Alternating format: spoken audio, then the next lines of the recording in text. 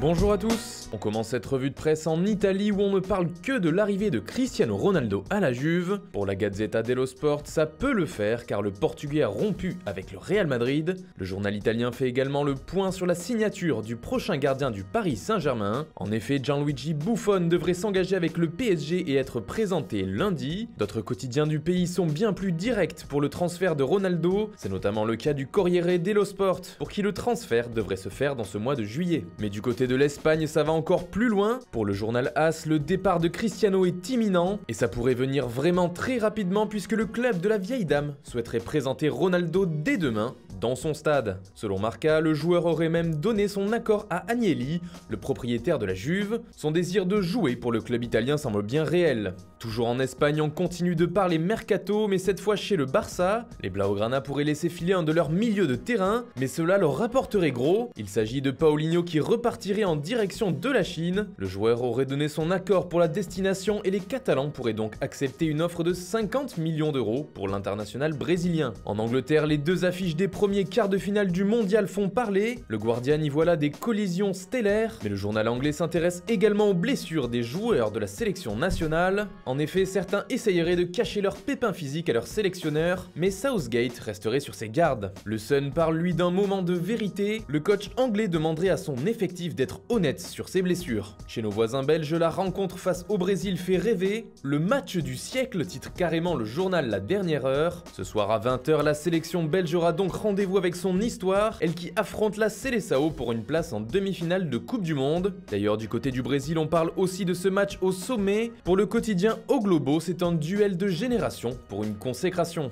Enfin, en France, toute la presse vibre avec les Bleus. L'équipe voit dans cette rencontre face à l'Uruguay une voix céleste. Le Parisien en veut encore, tandis que le Sud-Ouest demande à ce que l'équipe de France nous fasse rêver. Patron une demi, commande le journal L'Union. La Provence espère, elle, que les Bleus vont mater leur adversaire. Et enfin, le Berry républicain voit les Français enfiler leur bleu de chauffe. Réponse aujourd'hui, à 16 h. Voilà, c'est tout pour ce matin.